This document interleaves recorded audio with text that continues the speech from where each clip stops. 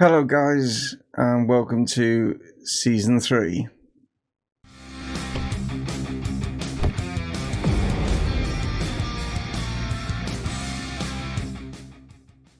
Yes guys, it's Season 3 and a new name change. Yes, it's the Chasing Pack this time here with Liverpool. And as you can see, our pre-season has gone pretty much as expected, I suppose. Like, all wins there, like, yeah, no like real problem. Interesting game, like right at the end there with Fenerbahce. Quite a lot of goals involved in that one, but pre-season's like anything, isn't it? At the end of the day, it's just a case of, like, you know, warming the players up and getting them back and ready. But I mean, quite a few of them, yeah, they've been playing in the European Championships and also in the Copa America as well, like, you know, the out there, like, so a lot of these players, to be fair, have been playing quite a lot through the off season anyway, so it's going to be interesting to see, you know, towards the end of this season, whether like tiredness becomes a factor involving in this one.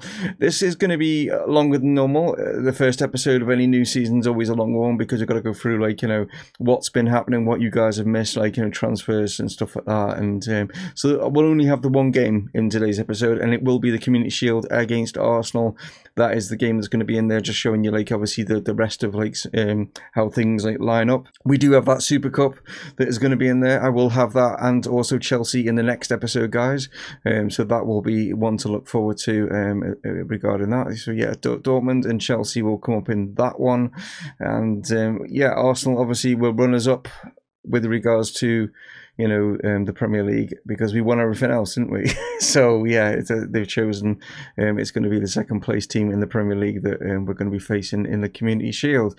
And yeah, we're defending it, aren't we? Because yeah, we won that one last season. We're defending everything pretty much this season, aren't we? There isn't a Club World Championship though, and there must be like a different format now, because it's not until next year. I'll just show you, where is it? Click on it here. It says here, just down here, that it's going to be will be scheduled on the Sunday the 18th of May 2025, and it's due to start on Monday the 16th of June 2025. So not entirely sure what that is all about. Yeah, I think the Club World Championship is, you know, is kind of changed its format and how things have done, like, so yeah, we're not going to be involved in that this season. Hopefully we'll be involved in it next season by winning, you know, a trophy to get us there. That's what I'm hoping anyway. But anyway, well, let's go through, like, you know, some things that have happened transfer wise, stuff like that, not only with obviously myself and Liverpool, but with all the other clubs. There's like been a few managerial appointments and stuff, and a few managerial like changes and things like that. I'll go through all that as well, and like I say, and then we'll finish things off with the game against Arsenal. So transfers, right, not big changes, mainly on players leaving rather than players like coming in. We'll get to the ones coming in a bit. I just want to get over here now, obviously, with me being back on the camera. Yes, you eagle-eyed people have noticed that I'm back here, because obviously the weather isn't as hot as what it was, so I can put the lights back on and have the green screen going.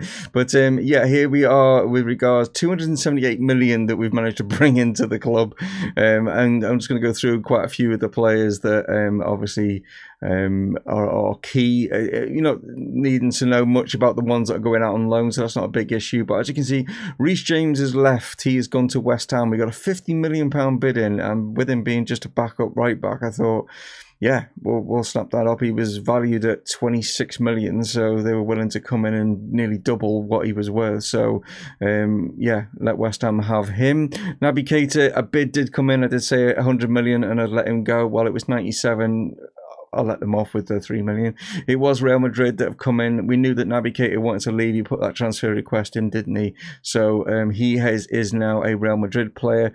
Kiana Hoover, this was a surprise. Quite a lot of clubs were coming in for him, but it's Benfica that came in with a massive bid of 61 million for him, and I just couldn't not accept it, really, because it was just wow, you know what I mean? I don't think we'd ever get that for him, like, but yeah, the Sean Blinkhorn going to Aston Villa for 20 million. Nothing to do with me. He's under 20. You guys would never have known him. I've never played him, used him. We got 20 million for him from Aston Villa, but basically he was like one of the under 23s. So yeah, that deal was like done. And then the other one you'll see just down here as well is Ryan Brewster has gone to Leicester for 49 million. So yeah, he was out on loan, and I just felt with Anton Goddard had a decent season with us, didn't he? Like, and Ryan was basically come back from his loan, and he wanted a new contract, which I did offer. Offered him a new contract, but he basically wanted to be a regular starter. He wanted to be playing all the time, and I knew that I couldn't give him the game time that he wanted. So Leicester then a few weeks later then came in and put a bid in, and 49 million. I thought yeah, fair enough. Yeah, we'll take the money like at the end of the day, and then maybe like utilize it at some point. So we've got quite a bit of cash in the kitty, but there was a key sort of players that I wanted to bring in as well. There was another player. Where is he? Jakob Orjaninski was like our sort of under 23 goalkeeper or whatever, but right, RB Leipzig came in with a bid for him. So I brought in this guy here, Your Appiah, basically to replace him. That's why he's only 800,000. It was just literally just to bring someone in that was going to fill his shoes. So he has got decent potential, a possibility at some point, but he's only 18 years of age. We won't see much of him. I have used him once, I think it was in that game just there against Fenerbahce, where I think I used him just to see what he was like, and as you can see, he conceded 4 goals, but there we are. But we have got Nick Pope is still with us, and I'm quite happy for Nick to be our reserve goalkeeper. He's not asked to leave or anything like that. I think he's realised that he's probably not going to get like the sort of the first team appearances is what maybe he wanted, and he's probably happy just to stay here, but he's not said anything. And I've also found a left back, Teaz and Andy Robertson were picking up quite a few injuries, and Lex XL, who's in the comments, was saying about we need maybe backup left back and stuff. So sent my scouts out, and they came back with this guy, Elias Mendez, and as you can see, pretty decent player at 21 years of age, and yeah, I think a real bargain when you look at his stats and stuff like that. I think he's going to be an ideal backup there for Andy Robertson. And then if anyone does come in for Teaz, they can do, because as you can see, he's 31 now, on the decline. He's not asked to leave or anything like that, but if someone was to come in with, what's he valued at 20, I'd quite happy let him go for like 20 mil or something like that, unless anything happens.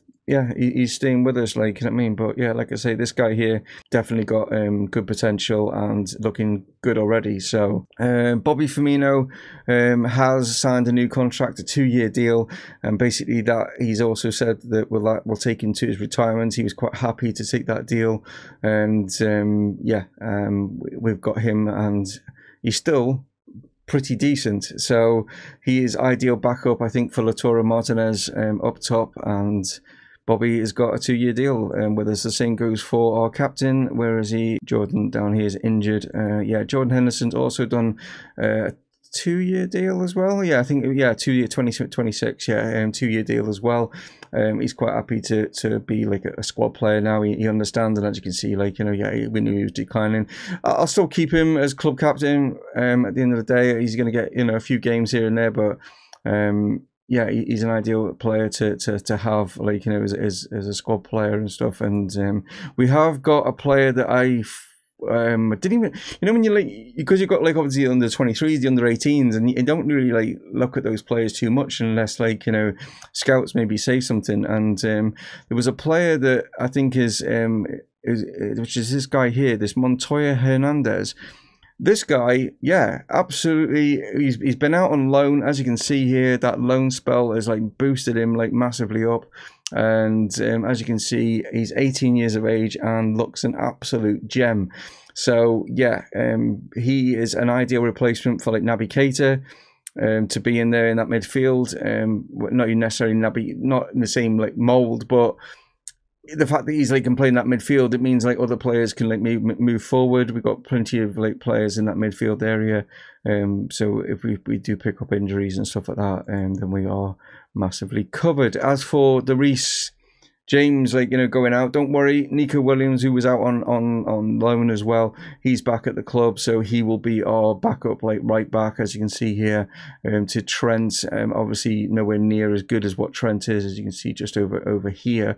But he's the ideal replacement for Reece James. We'll go through. Let's see, is there any other players that I've brought back from? Oh yeah, there was Curtis Jones has come back from his loan spell, so I'm going to be able to like use him in more of a good role, as you can see with his stats and stuff like that. He's still got plenty of potential to get to, looking decent. He can play obviously on that left hand side if need be.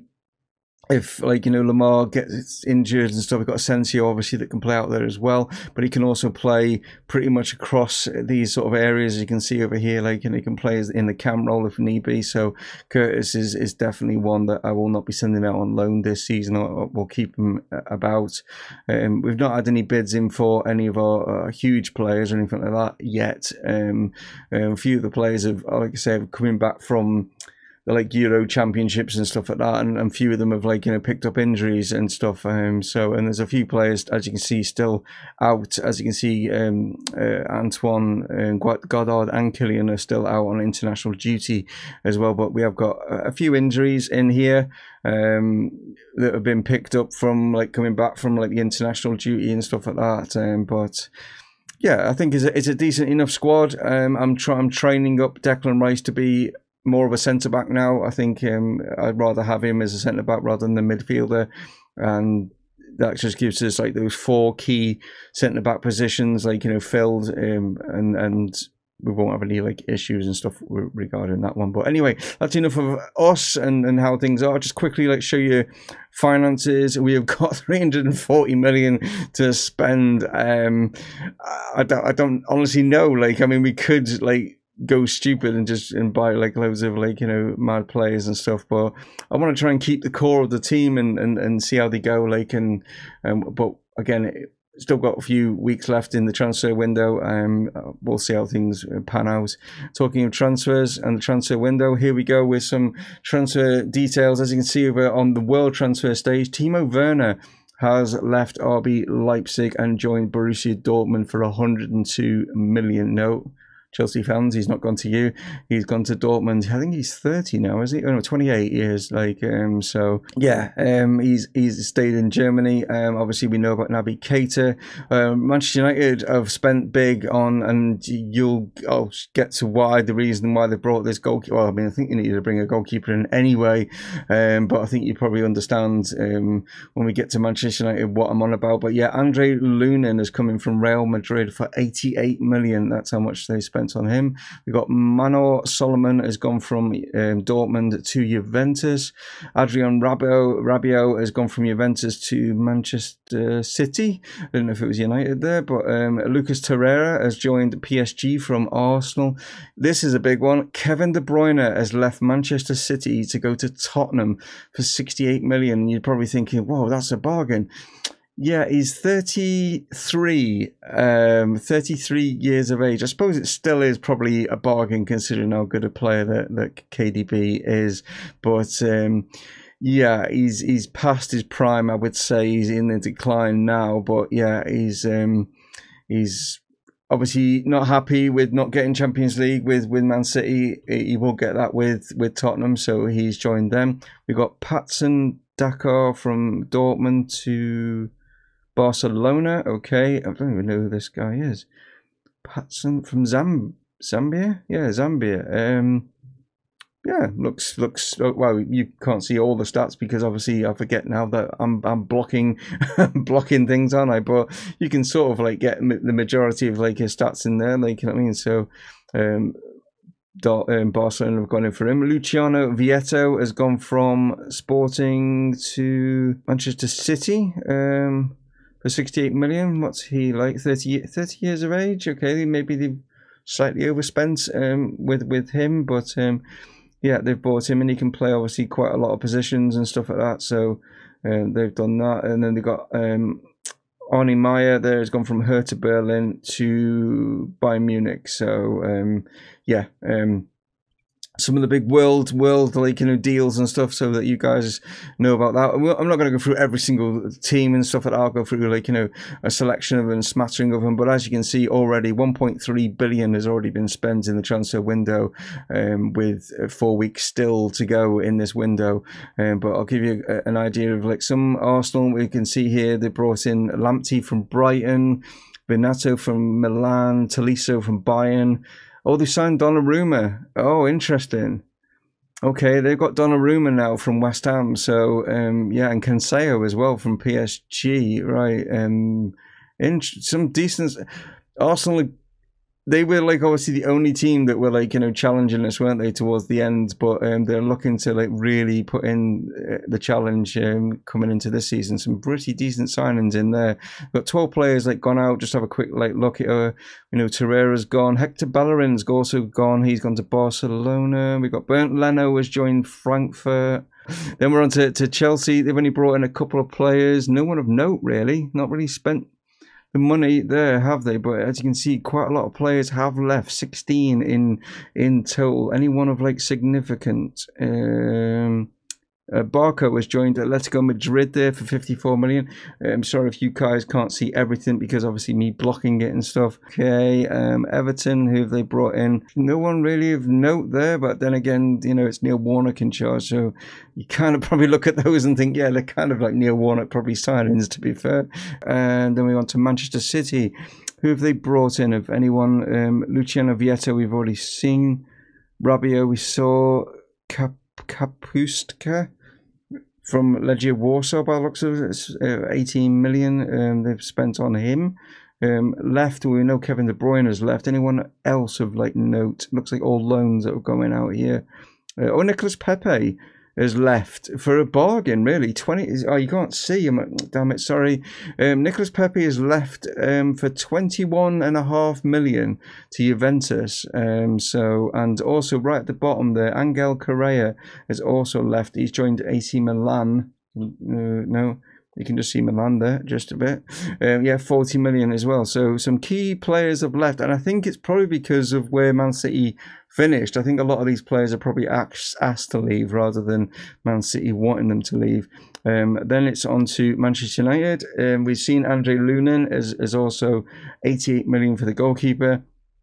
Johnny Otto is coming from Wolves for 35.5 mil, and then we've got Robert Swabby from Everton for 11 mil. But the key reason why they brought that goalkeeper in is right at the top there. You'll see David De Gea has left Manchester United to go to CSKA Moscow for 8.7, can move up to 10.75 million. So that is the reason why they brought Lunin in. But I think they needed to, because every time we played them, the goalkeepers were the ones that like kind of let Manchester United down, wasn't it? Like, you know, we saw them make numerous like amount of errors. But as you can see, quite a lot of players. I mean, there's a few like out on loan, but right at the bottom there, Harry Maguire, you can just about see, has joined Fenerbahce for 12.2 million. Yeah, a bit of a come down from the 80 million that we spent, isn't it? Like, but Bruno Fernandes out on loan to Milan. Interesting. Yeah. Interesting sort of players that have like left here. Gerson has gone to Napoli, but yeah, I'll get to like, because obviously Manchester City and Manchester United were looking for bosses. I can't remember if I told you, but after the FA Cup final, Ole Gunnar Solskjaer got fired. I don't know if I did tell you that or not. I can't remember, but yeah. So both Manchester clubs were looking for new managers. We'll get to that in a moment. I just want to finish off here. As we can see with Newcastle, they have brought in Jamal Lewis, which is kind of like mad. Milik as well from Benfica. Jeremy Myers from Leeds. Not too bad signings there. Anyone of like note that have like left? Talisca and Miguel Almiron have both gone to Benfica for a total of 62 million there. So Tottenham, there's only one player that they've signed. Well, yeah, it's Kevin De Bruyne. I mean, at the end of the day, like I say, he's 33, but it's still a good player. But they've left 15. Like, go. Anyone that is sort of like going for like a silly amount of money? Not really. No, just sort of getting rid of some dead wood by the looks of things. Yeah, no one really of note. And then Wolves, to finish things off, Josh Sargent from Wolfsburg for 29 mil. Isco has come in from PSG. And then Alan is also coming from Napoli. Obviously, in real life, he's obviously at Everton, but some decent signings there from Wolves. So they're looking to do much better this campaign as well. And a few players that have gone out. Bentaleb is probably the biggest one there at 40 million, and obviously Johnny to Man United, but Bentaleb has joined Inter Milan for 40 million. You guys can't just see that, like, but yeah. And Ross Barkley has gone to PSV for 12 million as well, and that finishes that off. Now, I was going to say about like the managers, who's at Man City, who's at Manchester United. Well, this is going to be a shocker for who they've appointed. This is Manchester City's new boss. Yeah, I'm probably going to butcher his name. I'm just going to read it phonetically, kind of like how I see it, and I'm sorry to any like Turkish videos, but Senal Güneş, probably that's completely wrong. And yeah, I'd not really heard of him. Like, it wasn't until obviously I clicked on him. He's the Turkey boss. Yeah, he was in charge of the national side for Turkey, and Man City decided that he's the man to fill Pep's shoes. Well, yeah, well, only time will tell, I suppose, on that one. It was just a little bit more of a kind of a shock, really. They didn't go for, a more of a high-profile manager, but that's who they've appointed. And then for Manchester United, they have gone for Frank de Boer. Yeah, this one, another bit of a shock, but because he did have that spell, didn't he, at Crystal Palace, if you guys remember, and he didn't do very well, did he? Where did he leave there? Then he went to, obviously, America, by the looks of things, to Atlanta. But yeah, Manchester United have gone for him. So, two interesting appointments. That's how I can see it. If you're wondering where Pep is, he is now the Juventus boss. That's where he is. And Ole Gunnar Solskjaer is at Reading. Yeah, Reading have appointed him. Sean Dyche has been sacked as the England manager. I will just show you who the England manager is, because this one's bizarre. But yeah, what's the quick way of like getting to this? Hold on. There we go. Yeah, it's Danny Cowley. Yeah. Dan Cowley has took over the reins at the England, basically. Yeah. Yeah, he was the Derby manager. He was at Derby, but he got them promoted to the Premier League, and maybe that's why the England FA thought, yeah, if you can get Derby into the Premier League, you deserve a crack at the big job. So he's the England national manager. He won't be playing. He won't be like managing Derby in the Premier League. No, that is actually Chris Coleman has took over at Derby to replace him. So. Yeah, Sean Dyche is now out there looking for, obviously, for another job. But yeah, I mean, if anyone knows who Dan, he's famous for that being at Lincoln when they went on that like run. Was it? Did they get to the semis or the quarterfinals of, I want to say, the FA Cup, possibly? I'm sure they did at some point. They went on some run, didn't they? And it was a mad run. And I think that's where you guys might remember him from. But yeah, a bit of an interesting one. But there we are.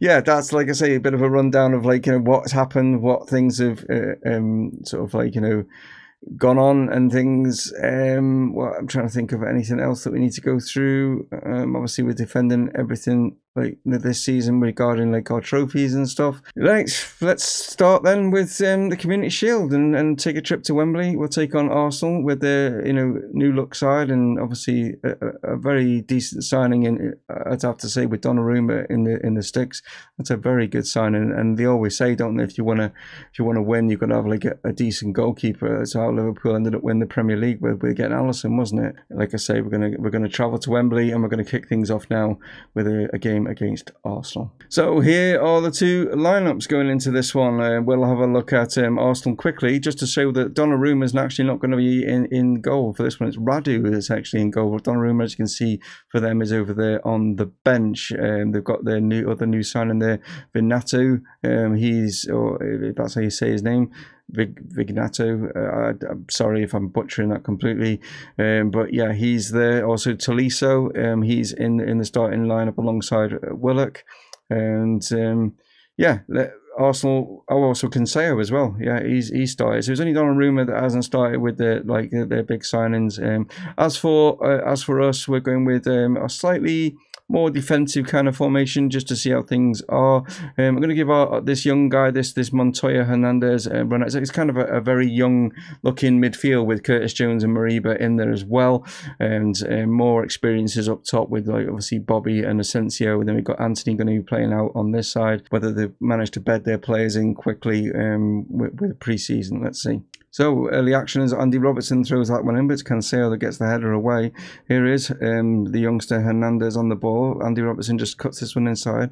Mariba now back to Andy, nicely worked as he can like maybe get the ball in. Plays it back here to Mariba. Mariba goes for this. We know what he can do from the edge of the box, and he has started off the campaign just like he did last season. He scores some cracking goals, doesn't he, from long range. Nicely well worked moved here between Mariba and Andy Robertson here, just to work the space, pull the players around a bit, and then catches the goalkeeper out at that near post with a great strike there from Mariba. So we have a free kick as Trent puts this one into the box, and there is the second goal as Bobby Firmino meets that with his head. Yeah, nice to see. Trent here, great delivery. And Bobby just sneaking in there around the back and gets the head in. And yeah, like I say, another couple of years at the club, won't get as many games, you know what I mean? But yeah, it's just great to have that quality, isn't it? So Andy Robertson, long throw here to Bobby, who we've just been talking about, just cuts this one back here to find Mariba. Great ball over the top. Asensio's in here. That nearly hits the foot of the post, doesn't go in. Arsenal lucky there not to be 3-0 down, but it's a chance here for Bobby. He had a better option there, but he played it back here to Trent. Trent now looking to get the ball across. Bobby swings a foot at it, but it's off target. So we go into the break 2-0, looking very, very comfortable. As you can see, Arsenal really not troubling us at all. So I think it's just a case of their new players not used to their style, and it's going to take them a while, which we are kind of capitalising on at the moment in the first 45 minutes. So it is James Maddison now going to just dink this one in, but it's Felipe that gets the head on that one. It's going to come out here to Willock. Willock under pressure, plays it back here to Kiana, and that is the end of that highlight. Now it's down the other end as Trent throws this one into the box, and somehow, wow, that is a bizarre goal. Asensio is coming, and this is weird because I thought the throw-in, who's he aiming for here? Because this is just terrible. All three Arsenal defenders there leave it. The other two defenders don't even realise, thinking maybe, oh, well, it's ours, we can take our time. But Asensio, quick off the mark, just sneaks in and makes it 3. So corner now as Trent puts this one into the box, and we are absolutely destroying Arsenal here at Wembley as Anthony is on the score sheet now with a good header, and Trent will pick up another assist as he puts this one in.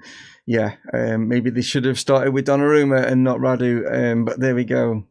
So we're going to make a couple of changes, and also a bit of a change to the formation back to our kind of like normal formation. So just going to make a few changes. So Benson Core is going to come on for Mariba, just looking a little bit tired. That's all the reason why I'm taking him off. And we're going to have a look at young Mendes here that we've brought in, obviously as left back, get him some match sharpness and stuff. So take Andy Robertson off, and yeah, we've only got 15 minutes or so to go, but I would say the game is pretty much done. We do have a corner as Trent puts this one in, and is that another assist? It is. It's Joe Gomez coming in, and like I say, yeah, we have got all. Well, I'm going to say all 3 points, but it's not a Premier League game, is it? No, it's the Community Shield. But yeah, we've got the trophy here, or the shield, as it were, because yeah, that's number 5. So there we are. Yeah, there we are.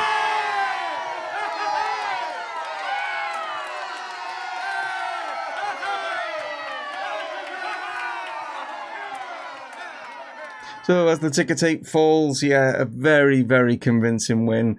If this is anything to go by, which it isn't, it just isn't, then the Premier League's already won. Do you know what I mean? But no, it's not. Arsenal will be a lot tougher when we play them in the Premier League. I can definitely vouch for that. And yeah, the new players have got a bit of a shock, playing in the Premier League and stuff. I think, yeah, because I think they're all from outside. Yeah, Tolisso, Cancelo. Oh no, Cancelo's played because he was at Man City, wasn't he? So he knows what like life is like in the Premier League, I should say. Vignato, he doesn't know what life is like in the Premier League, but now he's probably thinking, have I maybe made a mistake, joined the wrong club? No, you know, it's always the same, isn't it? The Community Shield's never one to go by, is it? Like, yeah, absolutely destroyed them. But it maybe psychologically, it might be a little bit just playing in the back of their minds and stuff like that. But we'll see how the season unfolds, won't we? Let's see how the Chasing Pack do in the 2024-25 season. Thank you so much, as always, guys, for tuning in. And if you're new around here, why not hit that subscribe button? And yeah, stay safe out there. And I'll catch you on the next one. Dave from Mumongu Gaming, signing off. Cheers.